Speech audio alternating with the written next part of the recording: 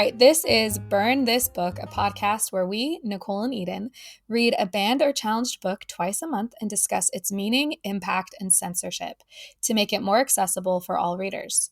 We are actually not going to be talking about a book today. We instead have the beautiful guest, Joe Skelley from Overdrive, the team behind the apps we're all obsessed with, Canopy and Libby. And so in a moment, I'm going to have Joe introduce himself and what he does and why he's here. Please note also, our beloved Eden has bailed on us. No, she actually has a full-time job, children, many community things that she's a part of, lots of volunteering. We can get into her beautiful life later, but something has come up today. So, Joe, tell us about you. Well, hello. Thank you first for having me. I'm so excited to be a part of the show today. I'm excited to have you. Oh my gosh. So my name is Joe Skelley. I am a brand experience specialist at Overdrive, the makers of the Libby app and Canopy and Sora and all sorts of other great things. And I host and produced our podcast, Book Lounge by Libby, the place where book lovers, authors, and industry insiders come together to talk about the stories we love and the impact they have. I have been with Overdrive for 8 years this month, and in that time, I have been focused on access, managing a touring vehicle that went across the US and Canada, traveling to libraries and schools to help get folks started. Yeah, that was how I started. The pandemic may or may not have stopped us, but you know, we've grown and expanded the way that we do the same thing now. So we've went to libraries and schools to get people started with their digital library. In the pandemic, I hosted virtual trainings on Libby, and I've planned events with impact for patrons and library staff. So cool. Yeah, oh my goodness. I'm very lucky. You're very busy too. Yes. My gosh. In this podcast, our listeners have heard us talk about Libby a lot. We often are like, oh, we downloaded the same book on Libby, therefore we have the same narrator when we're listening to the audio version. So we often talk about the narrator. Love that. And we are judgy and pretty petty. But can you explain what Libby is and what these other projects are as well? Absolutely. So I am right there with you. I love audiobooks. That is my chief method of reading because how else can I do 8,000 things in a day, host a podcast, do a full-time job, all of that without audiobooks to keep me together? But Libby, the library reading app, was built off of the original Overdrive app. So if you are familiar with that, many years ago there was Overdrive. It was kind of like the first and is still the leading library platform. We're at the top of our game. We're again very lucky. But our goal is to provide access. At the end of the day, it is all about access to materials, whether we are working with the Smithsonian's personal collection for them to have resources for their staff, or we are working with correctional facilities to make sure that inmates and those who are incarcerated have access to up-to-date reading materials. There's access for law libraries, so many different things we do. But at the very base level, Libby is an app. It's a free app that all you need is your public library card. So you can access ebooks, audiobooks, magazines, and more. So if you've ever heard of like Craftsy, the craft-based, I think of it like Skillshare, where you can learn how to do different projects. Some libraries offer access to platforms like that. We also have Canopy, which is streaming video. It is everything from films from A24 to kids content to like different learning styles, documentaries. We've got it all. And we've got an exclusive series coming soon with Kwame Alexander. It's a reality style show hunting for America's next great author. What? Yeah, I know. We're dipping our toes into original content. Okay, bravo. You guys, reality with authors, reality show idea. I'm obsessed. I already have so many writers are so interesting, and I am very excited to see them interact with each other and what makes it competitive or Absolutely. whatever's I am happening. too. I am dying to learn more about it. But like looking back at the apps, I mean, I love them because it's anytime, anywhere. So whether there is a Yeah. holiday that the library is closed or the weather is bad or you're in a small community and you're far away, you can always access your library's digital collection, whether that's the streaming content on Canopy, whether that's the books on Libby. You don't have to worry about fines and late fees. They return themselves. And it's not about replacing physical. We're actually very much against keeping people from the library. All of the work I do is like focused on getting people to the library. We have a whole program around check out your library. Did you know you can borrow a power washer from your library? Those kind of things. So it's about enhancing experience, upgrading access, and then providing like the best and most current book content to folks. It honestly, we talk a lot about how libraries offer so much to the community. Mm-hmm. It's not just about finding a copy of Harry Potter. Right. Like there are community resource specialists there who will help you apply for jobs, who will help you find housing, help you fill out really complicated government forms. Right. There's culture passes that give you access to museums. Like it is libraries are such a resource that I think are so underutilized. Yes. And yes. We And we need people to think that it's not a building with books in it or a building with DVDs mhm, in it. Like there are maker spaces with 3D printers that you can access. My library has like a fleet of Cricut machines. Like you want to start your own Etsy, you don't have to put the money down. You can use these mhm. free resources. In Los Angeles Public Library, you can borrow a power washer. That is So right. Like culture passes, like you said, there are so many cool opportunities. I mean, you never know what's at the library. You just have to go check it out. But also, some libraries have social workers. Some libraries have tax prep, whether it's just the forms, whether it's someone who's there helping with tax preparation for free.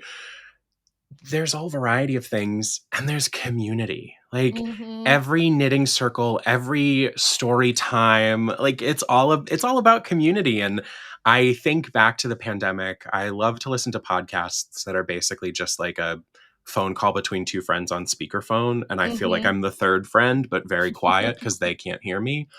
um Listening to Very quiet. well, yeah, they couldn't, or they weren't responding when I was talking to them. No, no, you're It just didn't that matter. sheepish little mumbling friend, Right. the wallflower, if you The will. Yep. absolutely the wallflower.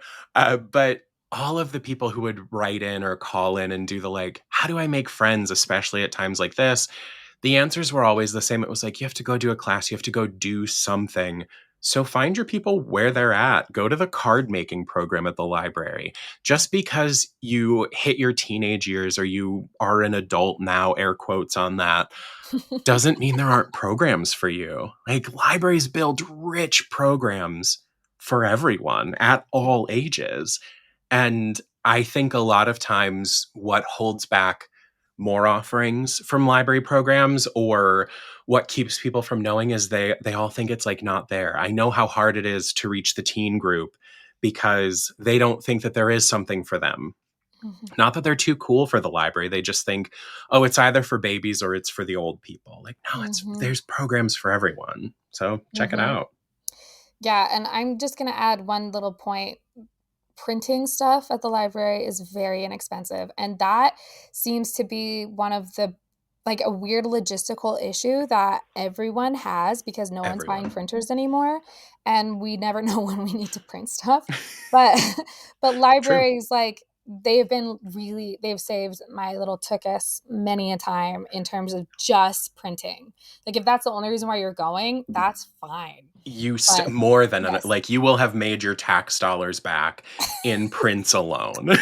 Yes, yes, Because and every time I think I should buy a printer, and then I think, but when I need it the 3 times in every 10 years, the ink will be dry every time, and I've uh-huh. basically bought a new printer every time. That's not worth it. Go to the library. Mhm, and usually they give you many prints for free, and then there's Yeah. yeah, so it depends on the library, but even if you're just going for that one perk, do Mhm. it. It's so worth it. It's so Um, worth it. So worth it. And right now we're seeing a lot of budgets being cut on the federal Mhm. level and the state level.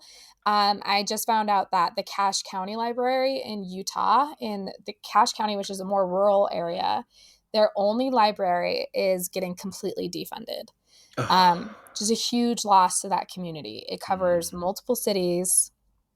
Um, so when we're talking about these types of losses, how do, like, what can we do? Like, what are the resources? And I'm going to add one more point as well. Yeah. Like when we saw the Jimmy Kimmel quote unquote firing, whatever, a lot of people were canceling their Hulu and Disney Plus in order to support the First Amendment and make a statement. But they were also like, it's scary to lose Disney Plus because I have little kids, and that Right. is the most like consistent platform for my kids to watch things. Like that's our Right. main thing. So, what do you say when we're losing libraries and we're also losing Well, I would access also to other things in a fight? right. To I mean, yeah. I think one of the biggest losses of this year was the funding toward PBS and NPR. Mm-hmm. Um, and PBS has a free app that you can put on your devices and on your TVs so you can still watch their content. If you've got little kids, you don't need Moana. You could turn on Work It Out Wombats, and it's a better time for everyone. Biased, but I'm not a Disney adult. I'm so sorry. I respect those who make that Relatively choice, sweet. but I'm curious about Work It Out Wombats now, it's though. it's very cute. I mean, I was an Arthur kid growing up, Same. so having fun isn't hard when you've got a library card. They write the lines for me. But I think this is a huge impact. I mean, number one, I have to give the very proper marketing answer. And I say this with all the genuineness in my heart. If your Mhm. library has access to Canopy and they offer Canopy Kids, a lot of the amazing content that you're missing in one way or another has a really beautiful replacement in Canopy Kids. Whether that is a version of like read along storytelling on screen or an animated series that you didn't know existed but is beautifully done, there are things out there to replace that. It doesn't have to be the kind of like capitalism pipeline Mhm. of I can pick this toy up off the shelf at Walmart and put them down in front of the TV on Disney Plus and have all of that. So return to physical media with the DVDs of all of the titles you're looking for that exist in your library. If your kid has an absolute love, maybe you just buy that one. But, borrow from the library, use Canopy for when want to add to the afternoon screen time, the evening kind of calm down. But also, we have to look at what is happening. And I think the role of technology really goes back to protecting access. Like, I think about my grandma. She was a voracious reader, especially in the last few years of her life, but she was dependent on large print books. And so I think this speaks to kind of like Mm. the idea as a whole. And when funds are being limited, when funds are being cut, when things are being shuttered, the access suddenly has to serve more people than just a narrow population. So if libraries are choosing between making sure everyone who wants access to the newest James Patterson, and there's one a month every month, that they're putting that on the shelf, they're not thinking, well, I also need a large print version of this, because they can't sustain both. And so that's where Libby comes in. I mean, there are accessibility Mhm. features, and my grandma would not be stopped. I mean, before she passed, it was I'm going to keep reading. So she bought herself an iPad. She fought her way through the technology curve. I did a lot of tech support, and every book was now a large print book. So it didn't matter what was being curated for her on that Mhm. shelf, which I belong to one of the best library systems in the country, let alone the world, but like truly one of the best library systems in the country here in Cleveland. And they are limited by space, by budget, by so many factors. And she no longer had those limits because she made that switch. So again, it's access. We were talking about audiobooks earlier. You and I both love audiobooks. Mhm. But that was born from the need for the deaf and hard, or I'm sorry, for the blind, the visually impaired. Like, when you think of that, you think of what has then swung over to, we now have something we enjoy. And it's not like we're lucky when a book gets an audiobook version. It's expected that a book will have both formats available now. I mean, getting to talk to narrators, that was not the case even 10 years ago compared to today. So I think technology can really play a part in how we see our funds being appropriately used. But then big step back to kind of like your larger question of what can we do? We still have to support our libraries because every checkout counts. So if it's a checkout in Libby, if it's a play in Canopy, those count. We send all of that circulation data back to libraries. So that counts to them the same way that you checking out a book off of the physical shelves counts. Like all of those numbers work together. So use all of the digital resources. Go into the building. Just react and share and repost their social media presence. I mean, anything you can do to uplift your library. And this is at kind of like the most simplest level, because of course we can start petitions and go to meetings and like do all of that. But if all you have to give is just the littlest bit of your time, and that is borrow the book you already want to read and like and share to your stories on Instagram, that's enough. That shows we can't take away funding from this library because it is a vibrant community. That is such a good point. I didn't know about the data. I've always been curious about whether my checkouts, I don't think that's the right word, but they're what checkouts. my activity on Libby, if it matters, It does. So that is really cool and helpful to understand as well. So we've kind of talked about like the logistics of library stuff, the kind of day-to-day stuff. On a deeper level and on a very scary level, we're experiencing, and we have been experiencing for the last like 10 years, an uptick in censorship and book bans. But especially in the last 10 months, we've been seeing it made into policy instead of just a community grassroots effort, right? So we are currently in Banned Books Week. So this interview will be published after, but every week is Banned Books Week here. In America currently, yes. Oh, we laugh, so we do not cry. I can't cry on another episode of a show. I'm going to therapy twice a week, my friends. I feel it. So what, like, can you tell us a little bit from where you're sitting, what you're seeing in terms of censorship in this new world where we're seeing it on a large scale with comedians, we're seeing it with people who are just living their lives and posting on social media, but we're especially seeing it in the book realm, and many books are being called dangerous, radicalizing, and when you look at those challenges that are issued, you're like, you're claiming that in a book that I've read and I know that's not in there. Challenges are no doubt on the rise, and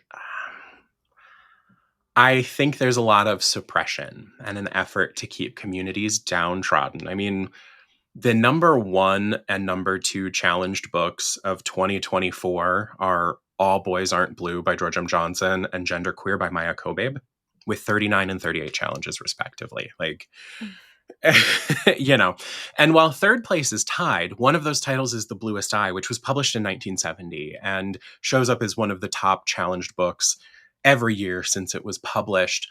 But one of the listed reasons on the current like 2024 challenge list for The Bluest Eye was containing EDI, which I had to look up what that meant, and that is just a flip around of DEI.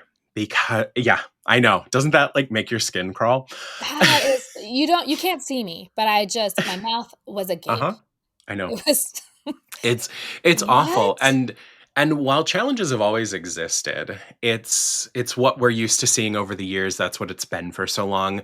A parent is concerned about a single title at their kid's school, and they take it to the school board and they review. Now we're seeing school and public libraries become battlegrounds in like a morality play. I mean, I'm sure you're familiar with Amanda Jones, that Mm-hmm. librarian. Like, brilliant book. If you haven't read it, go check out that librarian. Amanda is from Louisiana. She's a school librarian, and her story of receiving death threats and massive amounts of cyberbullying after standing up against book bans was because she stood up at her public library, where she is a patron and not a working employed librarian. Her school library, she has had no trouble. So, all that to say, we are used to challenges hitting the school libraries, and then occasionally some books would be brought up in discussions we may never be aware of at like the public library level, or Mm-hmm. certain groups might protest, any of that. But now this includes a public library now more than ever. And I want to talk about the impact, if you Mm-hmm. will, if you'll indulge me. Please, please. First, when we think about schools, children don't have access to materials that can make them feel seen, understood, and safe when these bans and challenges happen. Because usually, when a book is challenged, it's pulled from the shelves until they make a determination. So, if that challenge takes 11 months to resolve, that book is still effectively off the shelf for 11 months. That's a whole school year. Mm-hmm. But then they're also being hit with shame rather than exploring and learning. Why don't you want me to read that? What's wrong with me? And for some students, the school library is their only access to a library, like point blank, period. Part of why in the summertime you see the summer slump with kids where education retention and rates take a drop is because they aren't reading, because they may not have a parent or a guardian or a trusted whoever to get them to the public library, or it's too close from home and they can no longer go to the school library because school's closed for the summer. Mm-hmm. So there's just like there's a removal of access right there when things are going away from school libraries. But for the public library, the fight over materials in some communities, as you said earlier, threatens to shut down the library itself. We are seeing libraries close. And I know I've kind of like talked around this, but libraries are a hub for their communities. You Mm-hmm. mentioned job services. We can't forget technology. Like, plenty of people don't have internet in their homes. So like going to the library, being able to access, that's the only way some people can manage, different accounts and pay bills and do things. But maker spaces, borrowing tools, some libraries have like bikes and canoes you can borrow. Mm-hmm. Not only do they provide essential services to some of the most underserved members of our community, they enrich our lives. I mean, I know I talked about like going to find community again, but these attacks on books have very quickly morphed into attacks on libraries. And it goes back to that, like, we're keeping the underserved down. And the lines that are drawn in the sand are the people who say, well, I have the funding, I have the resources, I have the privilege to say, like, oh, well, I'll buy that book, or I'll just like pay to have my taxes done, or whatever. But there are people who don't have that choice. And so I think it's not just books coming off the shelf. It is, it's that First Amendment, it's the access for all, and it's just so sad to see. Mm-hmm. Yeah, I mean, one of my earliest memories of understanding that community was good and safe Yeah. was going to the library as a little kid and Hmm. participating in like their summer reading challenges. Yeah. And then being able to give those little coupons that I won to the restaurants, and then them being like, "Oh, you got this at the library." Like, it was a very Yep. cool Absolutely. it's a very cool Yeah. web that they created where I was like, "Oh, we're all on the same page. All of you guys Exactly. want me to win this book reading challenge. You Um, want me to get these gift cards. you want I'm me to go to coming. Pizza Hut 3 times this summer." And I Yeah. will. I will love it. Yeah, and I think something that's really heartbreaking as well Mhm. is, like you were saying, we are taking away opportunities and resources to our most underserved.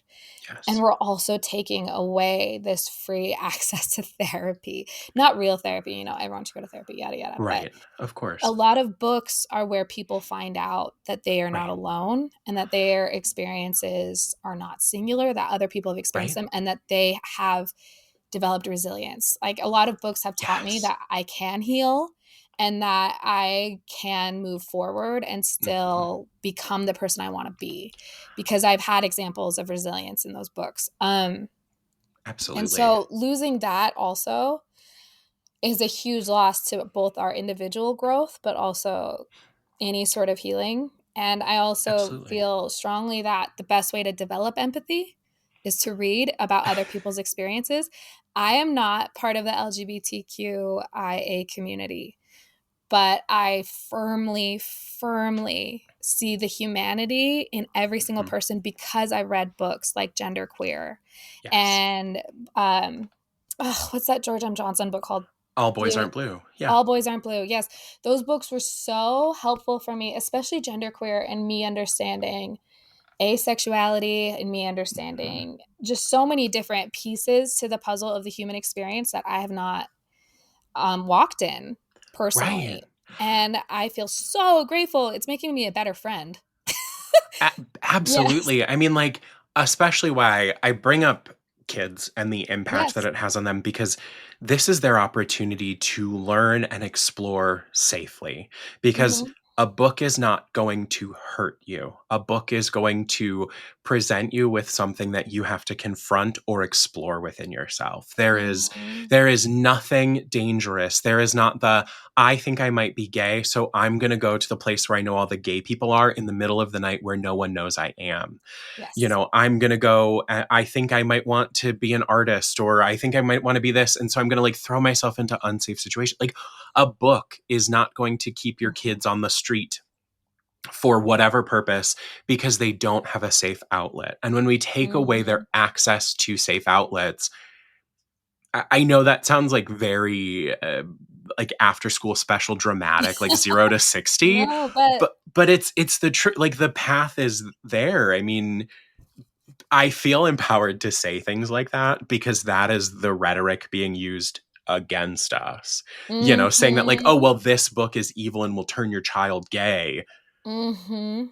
I think I can say the opposite of like, actually, this is helping your kid properly explore anything they might be feeling because at the end of that book, they might go, okay, now I need to process this and understand about myself. Or they'll go, oh, well, I've never felt like that before. But my Mhm. best friend who has been struggling and I didn't react maybe the right way the first time, I have a new opportunity with.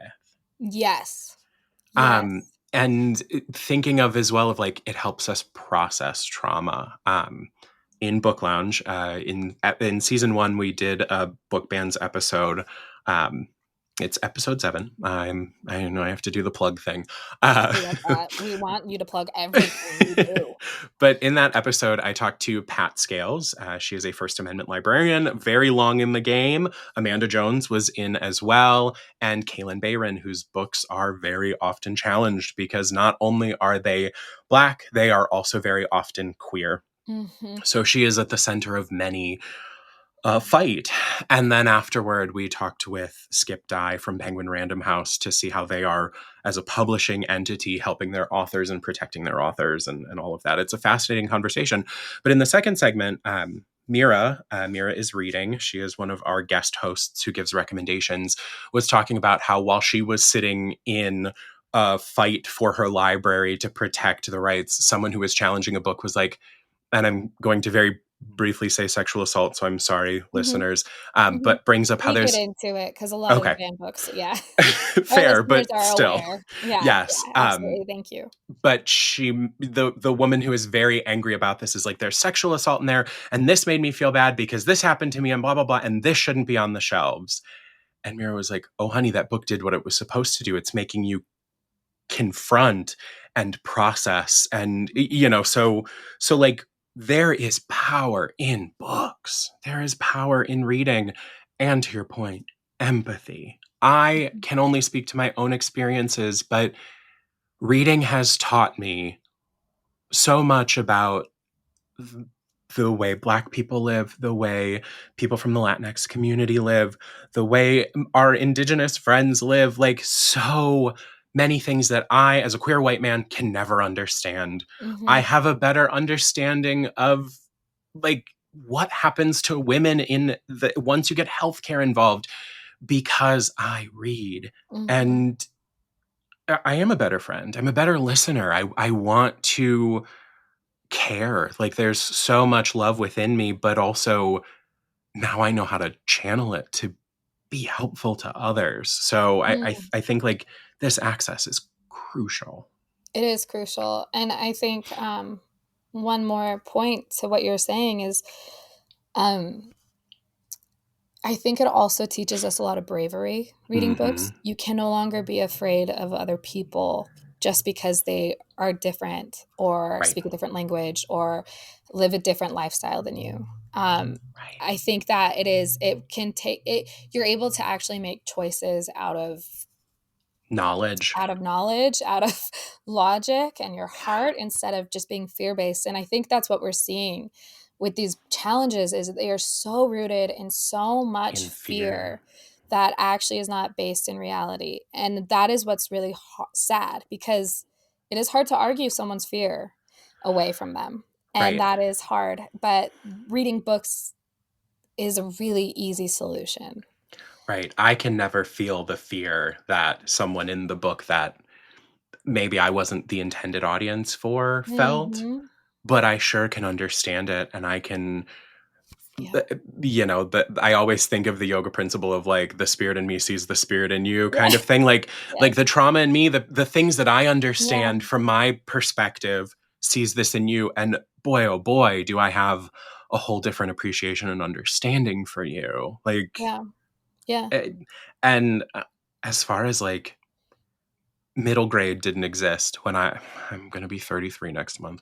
No, we're the same Oh, I age. love that for us. No. Yeah, middle yeah, yeah, yeah. Middle grade didn't exist No. when I was a kid. I wish it did because I Same. was the reader who like that's probably where I would have started was middle grade. And like Mhm. YA hardly existed or it was such It like was so cheesy. narrow. Yes, it was so cheeseball. We had, Like Vampire Diaries and oh, I Know mother What You Did girl. Last Summer and like God love Lois Duncan. But We enjoy, but it didn't yes, really feed my soul. Like, I it was out didn't give there, me like, very much. searching for, like, the Scarlet Letter in 6th grade when I should not like, I did not understand it, but I was like, "This is the kind of Correct. thing I wanna read," because we just didn't Because we didn't have that. But when I No. see all of it that exists today, I and know. that every genre that exists for our adult sensibilities exists all the way down the age scale, I mean, that's Mhm. my number one tip. Just general reader tip for everyone listening. If you want to get into a genre you don't typically read, go younger. Pick up a Oh, middle grade or pick up a YA because you'll get all the story beats of that genre to see if it's for you. You can test it out and mhm. just age up until you find one you like. But I am always so because I read everything. I read across all ages.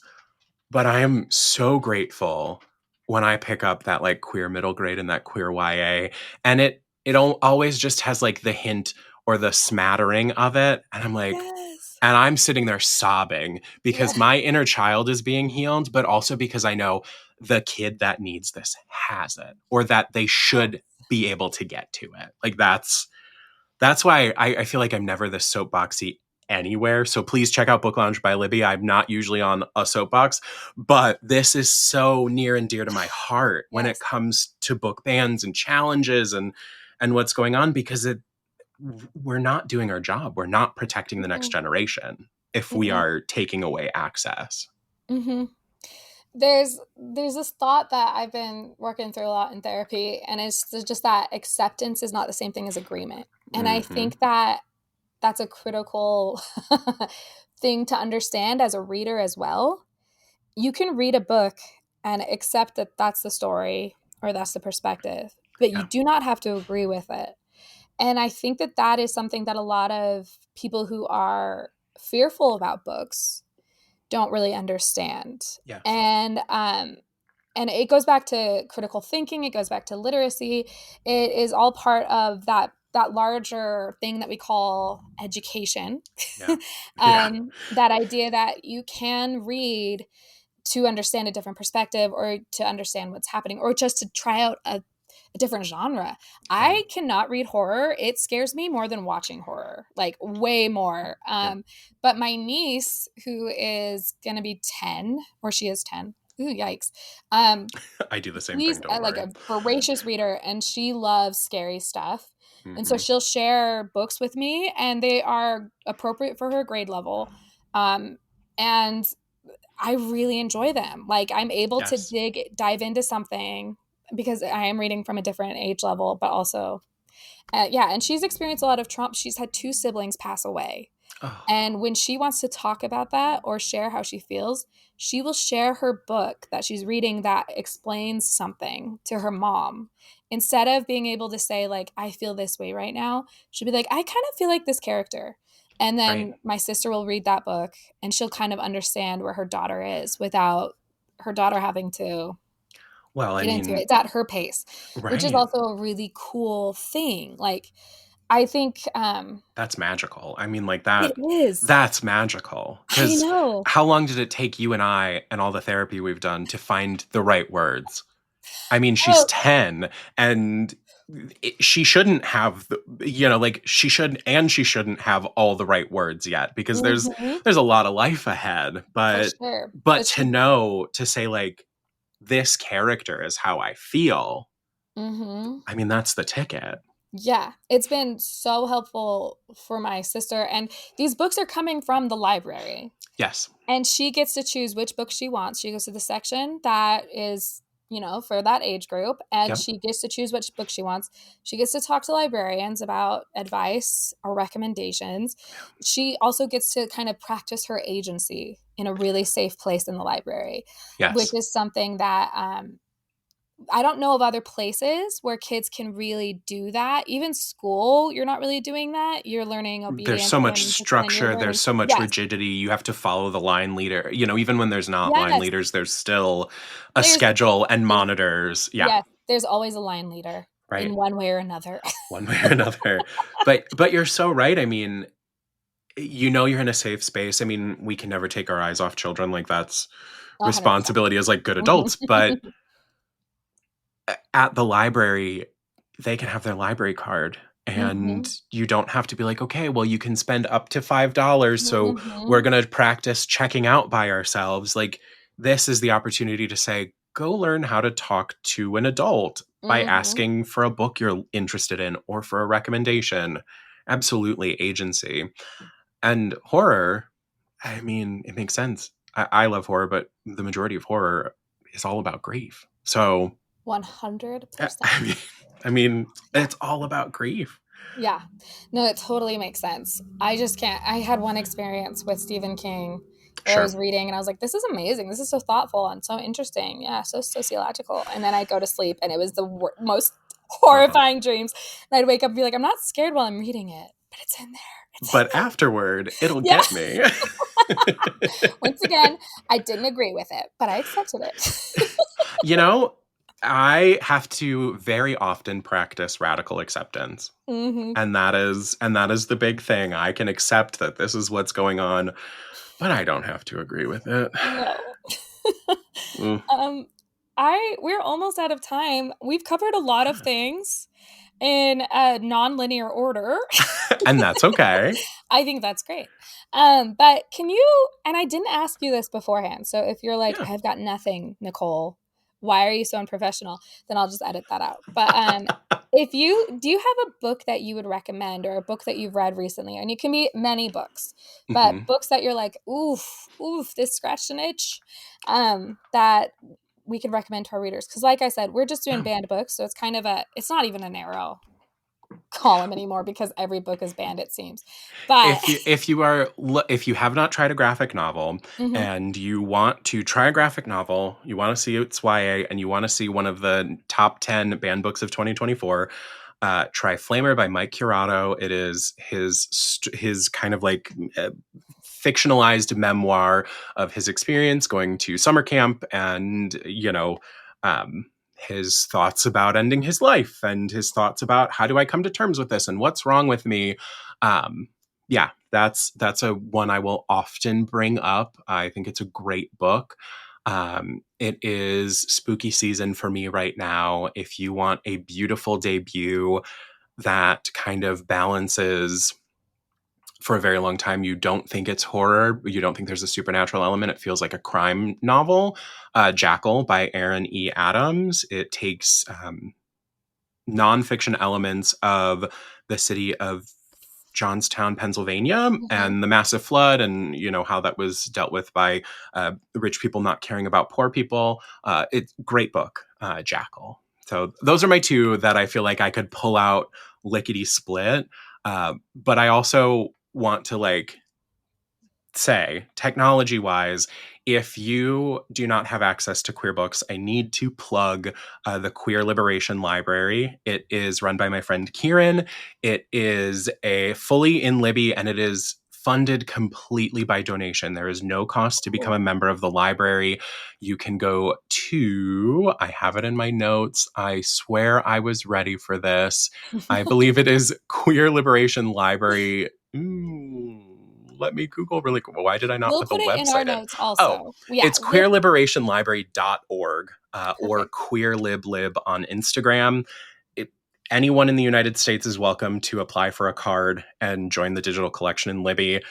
It's incredible. So there's that. And then the other end, if you are a parent, if you're an adult with children in your life, if you are an educator and you are uncertain about books, or if you are curious about how these challenges are going, if you want more info on anything, check out book resumes. There are basically dossiers for most books compiled to kind of fight against book bans. And, you can find them on bookresumes.uniteagainstbookbans.org. So all sorts of great resources on uniteagainstbookban.org, but book resumes specifically outlines what's going on in the book, topics you're addressing, all of those important things. Re and ban books, support your local library, speak out and share your voice. So all of those things. So cool. I love all of that. And I'm also going to point out Colorado just something I need to get all the details, but right now there's access to all banned books by African American authors for free. And I know that Solange Knowles just created a library or some sort of book exchange where you can borrow a book in the mail and then return it for free as well. And so there's so much happening that is good. Yes. In the midst of all of this horror.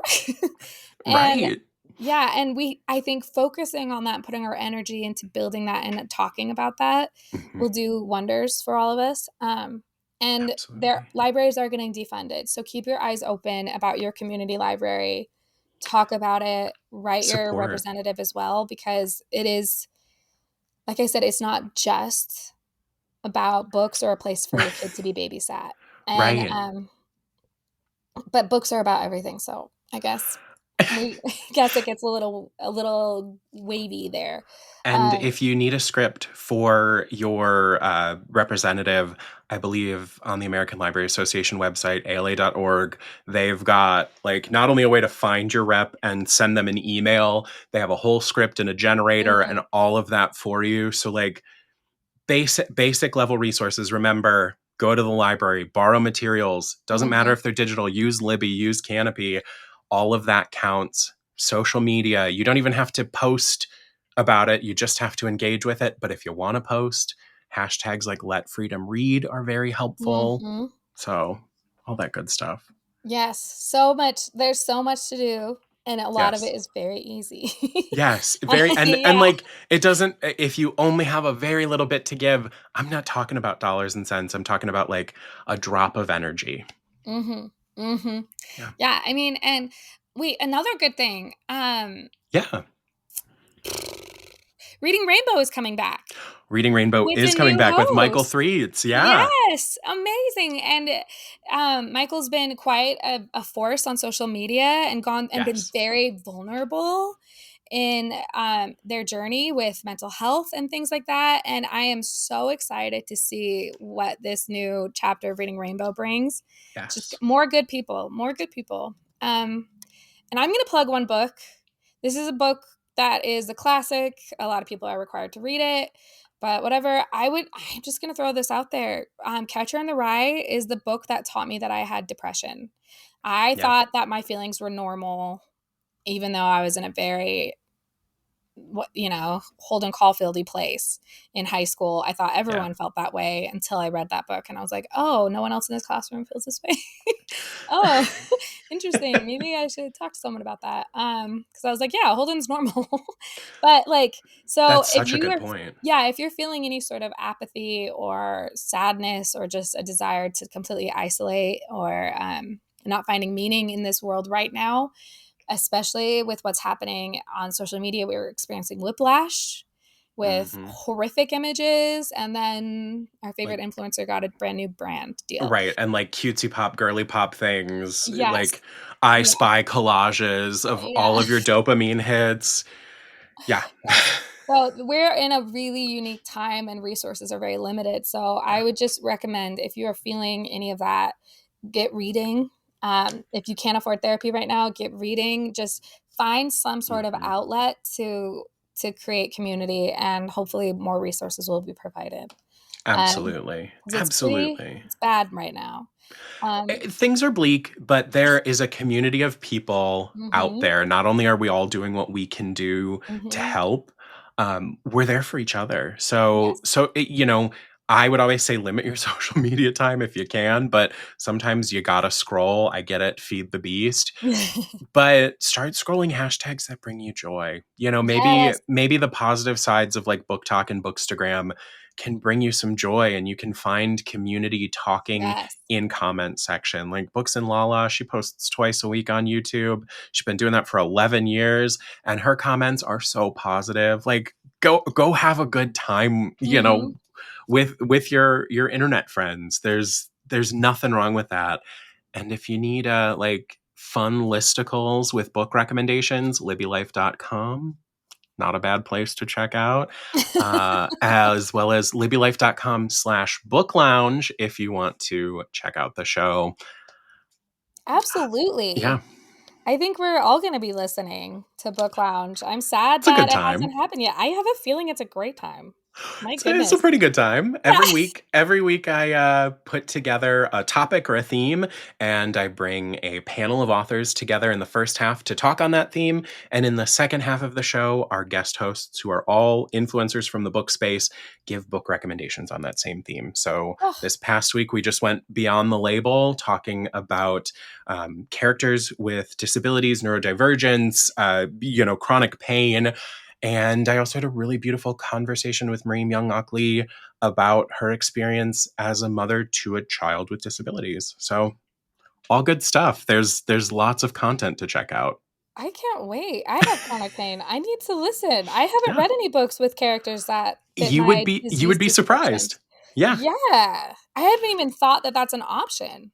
Yeah, now there are what is it? My Life Went Down the Toilet. I think that was my recommendation. It's a great middle grade title about like dealing with colitis at such a young age. So like again, it spans the gap from middle grade through adult, where Oh, whether it's a romantasy series that the character has a cane, all the mhm. way to like actually diving into, no, this is my experience with, this chronic illness or being blind or being this or being that. So it's, yeah, there's a lot out there for everyone. Joe, okay, I'm gonna ask one question. This Please. is very personal, but whatever. Can you think of anything that has to do with rheumatoid arthritis? I was Yes. diagnosed when I was 14 and I had no resources, no community, and I've kind of just stayed isolated in that experience ever since. So it's been over 15 years. As I'm the worst going to like my own website. I'm obsessed. I love that. Don't you love when that Build happens? the world you want to be in. Right. I don't know if I have any off the top of my head, but I feel like RA came up in one of our books. But while I was Okay. researching, looking for additional titles, there are books about rheumatoid arthritis. Like, Okay. truly, type books about rheumatoid arthritis, Reddit into Google. Okay, I will do that. But specifically go to Reddit. Yeah. It's not dark if you're just doing a very specific look at book racks. Yeah.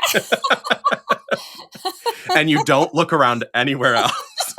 Don't turn left or right. Just straight ahead. Put the blinders on and just go right through the thread. I know, and we've then all made that mistake of then taking off throw those some blinders. holy water on the laptop after. Yeah. Oh my gosh. Okay, I am so excited. Gosh, there's always more. Thank you so much. Is there anything Nicole. else you wanted to share that you didn't get a chance to?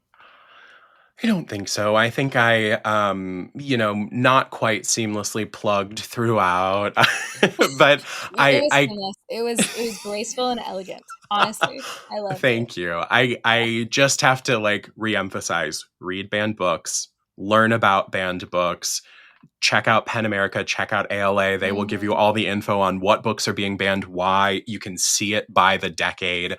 And support your local libraries and librarians, not just going to programs, but when you see that librarian, tell them thank you. Because not only is everything bad online, we also seem to be lacking some amount of just general grace and decorum.